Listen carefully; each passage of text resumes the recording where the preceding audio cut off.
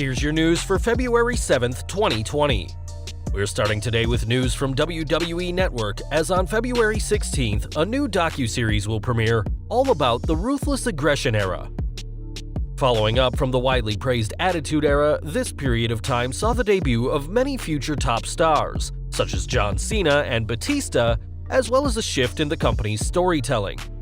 A statement for the docuseries reads, WWE Ruthless Aggression picks up where WWE Network's critically acclaimed Monday Night War docuseries left off, detailing the prolific, if turbulent, years that followed the Attitude Era, after WWE won the battle for Monday Night Supremacy and absorbed its top rival WCW. Famous for giving rise to legendary WWE superstars like John Cena, Brock Lesnar, Randy Orton, and Batista, the Ruthless Aggression Era was also a time of remarkable innovation for WWE. The company introduced new concepts like the Elimination Chamber match and Money in the Bank ladder match, and for the first time in its history, split the roster into two unique brands, Raw and Smackdown. WWE Ruthless Aggression will feature brand new interviews with Cena, Batista, Orton, Triple H, Kurt Angle, Mark Henry, Becky Lynch, Kevin Owens, The Miz, Paul Heyman, Bruce Pritchard, and many more, giving WWE fans first-hand accounts of events that transpired in front of and behind the camera. Each episode is also packed with rare and never-before-seen footage, providing unprecedented access to the Ruthless Aggression Era. Following the conclusion of the Monday Night War, which ended in the WWF purchasing WCW, the trailer for the new series teased the Stone Cold situation in 2002 when the Rattlesnake didn't show up to Raw over creative differences regarding a Brock Lesnar match. While the Attitude Era gets a lot of love for being a massive financial success, for many fans, nothing beats the Ruthless Aggression Era, which saw the debut of stars including John Cena, Randy Orton, Batista, and Brock Lesnar. It was a time when the popularity of the product began to decline after the peak from the Attitude Era, and Vince McMahon was trying different things to heat the product back up, with arguably the most stacked roster ever thanks to a wave of talent from the defunct WCW. With that said, there's plenty to criticize the era for, such as Vince McMahon's desire for shock value with the Katie Vick storyline and HLA, but the era also saw the return of Shawn Michaels following his retirement in 2002, and it'll be interesting to see how the era is portrayed in the documentary, which premieres Sunday, February 16th, after NXT TakeOver Portland. We are looking at WWE's corporate side next, as the big news coming out of WWE's investors call earlier today revolved around the potential for moving some pay-per-views off the network. Prior to their investors' call Thursday morning, WWE released their 2019 Q4 numbers, showing 18% revenue growth to $322.8 million, good for their highest quarterly revenue in company history. The reason for the increase was revenue from their new TV deals, offsetting lower revenue from their live events. Quarterly net revenue in media increased to $264.6 million, up from Q3's $205.3 million. Year over year, media net revenue increased to $743.1 million, up from 2018's $683.4 million. Of course, the elephant in the room was All Elite Wrestling, as Vince McMahon was asked about his new competition, and replied saying, "AEW has not changed our content at all, because it's all about characters, storylines, and resolutions. So it really hasn't changed our point of view in terms of what we present, and we don't need a more edgy, as you call it, content. We are one of the few programs out there that really is PG." The talk about AEW naturally led to discussion about NXT and the Wednesday Night War, as the boss said, "NXT is competing on Wednesday night with AEW and doing extremely well, and we're confident that NXT will continue on with its success." That certainly is an interesting take on things, given that AEW Dynamite holds the vast majority of victories in the rating war. And moving on from AEW and NXT, McMahon said he's pleased with how his WrestleMania card is shaping up. He said, "At one time we had a lot of talent that was injured. We don't have that right now. It just takes a while to be able to put everyone in the right place, right storyline, right talent. And going into WrestleMania, we think we have exactly what we want, and going forward as well." While WrestleMania may still be weeks away, this weekend will see the return of the XFL, though McMahon stressed that his new football league won't affect WWE, saying, "We have 400 employees over there, it's run by itself, and there's no investment whatsoever by WWE."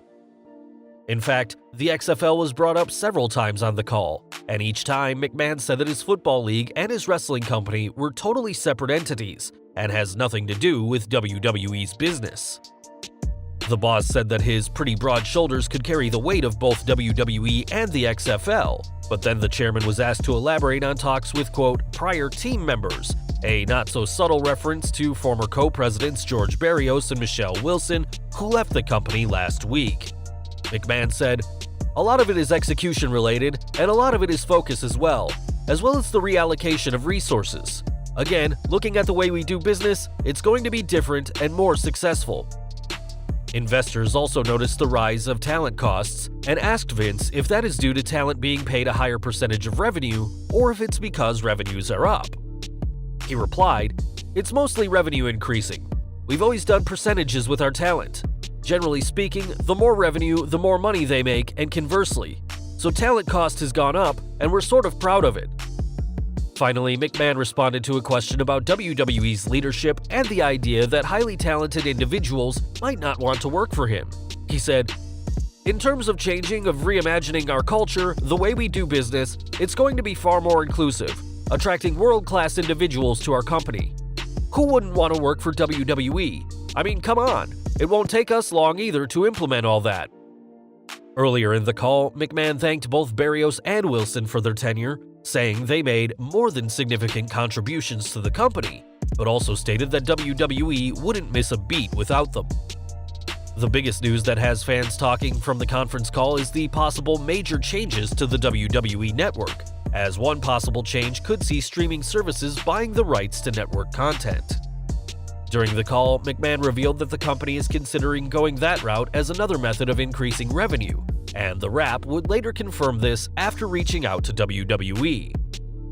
Interim Chief Financial Officer Frank Riddick said that nothing could stop the WWE from completing any transaction over network content, and McMahon later mentioned how there is perhaps no better time to sell the rights to content, given how many major companies are going into the OTT platform business. As far as when a deal could be completed, McMahon noted it could be as soon as the first quarter of 2020, and while further details or specifics were not mentioned, they did say that it is also possible for ads to be incorporated into the WWE network. As of right now, the network offers every WWE pay-per-view, including WrestleMania, takeover specials, as well as in-ring programming such as NXT UK and 205 Live, in addition to both original programmings out of the ring and archived footage. Although the WWE did a soft launch of a free tier version of the network, WWE didn't go into detail about how much that has impacted the network itself. As of last quarter, the WWE Network had 1.43 million subscribers, a 10% drop from the previous quarter, and generated $184.6 million in yearly revenue, down $15 million from 2018, and the company predicted a modest increase for Q1 2020 for $1.47 million. Of course, money isn't exactly scarce at the moment, as WWE signed deals with both Fox and NBC Universal to keep Raw and Smackdown on the air, giving the company $2.35 billion from 2019 to 2024, and this was just one of the major takeaways from the call. Meanwhile, the company has also finalized new and renewed content distribution deals worldwide, such as with BT Sport and Channel 5 in the UK, Fox Sports for Latin America, PP Sports in China, and SuperSport in Africa. Online, video views increased by 10% to 34.5 billion, with hours consumed increasing to 1.3 billion across digital and social media platforms, an increase of 7% from the previous report. There was an interesting note regarding their cash flows generated by operating activities decreasing to 121.7 million, down from the previous number of 186.7 million, and this was mostly put down to the Crown Jewel 2019 event and payment issues for the show. The quarterly live event revenue increased from Q3 to Q4 to $27.4 million, but this was still down from the 2018 Q4 figure of $34.4 million. This loss was put down to a lack of a super show in Australia, as well as less live events. Quarterly consumer product revenue increased to $30.8 million, but was down from last year's $32.8 million. and in comparing the entirety of 2019 to 2018, it was down to $91.7 million from 2018's $102.6 million. Lower video game royalties were to blame thanks to the poor reception of WWE 2K20. The loss of the Mixed Match Challenge on Facebook Watch also contributed to a decrease of $7 million in the other category for revenue. Unfortunately for McMahon, the financial report did see a drop in WWE stock right before the conference call, as the company closed Wall Street yesterday at $49, then dropped as low as $41.50, a near 16% decrease this morning once the 2019 fourth quarter earnings report and 2020 were released. With the departure of Barrios and Wilson and the rise of AEW, it'll be interesting to see where WWE goes from here, especially with both WrestleMania and the XFL on the horizon. After all this business talk, it's good to get back into the ring, as tonight's SmackDown will see the return of Bill Goldberg, leading fans to question who's next. According to Brad Shepard, a source in WWE has told him that the former Universal Champion will face the current title holder Bray Wyatt at Super Showdown in Riyadh, Saudi Arabia. Dave Meltzer also stated that a Goldberg-Wyatt match, quote, feels like the most obvious match, though it is interesting that Goldberg is appearing on SmackDown, as he usually appears on Raw thanks to his working relationship with the Red Brand's executive director, Paul Heyman. From WWE to AEW now, as World Champion Chris Jericho has done plenty of big things in the new company. Despite being the top star of the company, Jericho still has time for his podcast, and on a recent show, spoke about a conversation with Vince McMahon after he signed the deal with AEW. According to Jericho, Vince wanted to know if Le Champion could get out of the deal, saying, "I'm not in AEW because I was a rebel. I'm with AEW because Vince went go, and then when I went, he went, 'Did you sign the contract?' I said, 'Well, yeah.' He said, 'Can you get out of it?' 'No, you told me to sign it.'" Y2J also brought up how McMahon could have prevented him from signing with AEW, just like he could have stopped stars like Kevin Nash and Scott Hall leaving for WCW in 1996, and found it interesting that the boss had made the same mistakes nearly 25 years later. More news from AEW now, as this week's Dynamite once again dominated NXT in the ratings, despite the return to the gold brand of Charlotte Flair. Despite the Queen, AEW drew 928,000 viewers against NXT's 770,000, with AEW closing out with the 10 lashes to the back of Cody Rhodes. In comparison, NXT closed out with the return of the Velveteen Dream, and like most weeks, AEW won all the demographics except for viewers over 50 years old. We're looking ahead to WrestleMania now, and as the show of shows comes together, next week could see a new challenger emerge for the Raw Women's Championship. According to reports, NXT's Shayna Baszler is slated for a role at WrestleMania, and the fact that she hasn't been featured on WWE TV could point to the company prepping her for the move to the Red Brand. According to Brad Shepard, the Queen of Spades is scheduled to be in Ontario for Raw next week, where the Man will defend her Raw Women's Championship against Asuka. Baszler might not be Becky Lynch's only opponent at WrestleMania though, as the company is reportedly playing with the idea of possibly adding another woman to the mix. One clear thing right now, however, is that the Queen of Spades appears to be booked for the Showcase of the Immortals. More news from WWE's women's division, as Sasha Banks has been out of action for the past few weeks and even missed the Royal Rumble pay-per-view. The Boss hasn't been seen since her angle with Lacey Evans last month, and appearing on Corey Graves' After the Bell podcast, Banks confirmed the injury in character, saying, "If you guys watched Friday Night SmackDown a couple of weeks ago, the evil, unrole model, terrible mother Lacey Evans tripped me backstage and she hurt my ankle." Speaking of injuries, the WWE has put out the latest NXT injury report, and Tommaso Ciampa has also suffered an ankle injury, which he got during this week's main event, and he'll be re-evaluated later today. Ciampa's TakeOver Portland opponent Adam Cole didn't leave unscathed this week either, as he received 3 staples to close a laceration suffered at the hands of Velveteen Dream. NXT Cruiserweight Champion Jordan Devlin had a back-and-forth bout with Tyler Breeze that left the Fashion Squad member dealing with lower back pain and stiffness, and according to the report, Breeze's status will be monitored. We've got some news from Jim Cornette, as the controversial wrestling figure is not a fan of Kenny Omega, a fact that recently ruined a longtime friendship between Cornette and Dave Meltzer.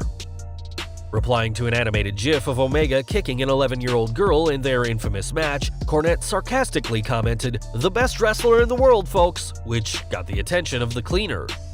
Responding, Omega sarcastically thanked Cornette for the compliment and said that he could put in a good word for him and get him into the green room at C2E2, the upcoming Chicago Comic and Entertainment Expo.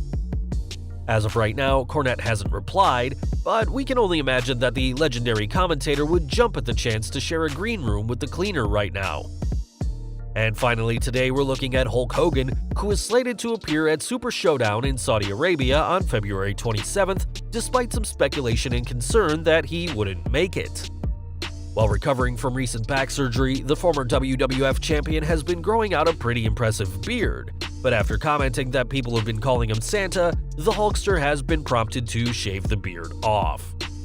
While there's always a chance that Hogan could keep the beard, as he does seem to pull it off, odds are that the next time fans see him, he'll be rocking only his iconic mustache on his face, and fans can prepare to see the stash and the man behind it on February 27th at Super Showdown.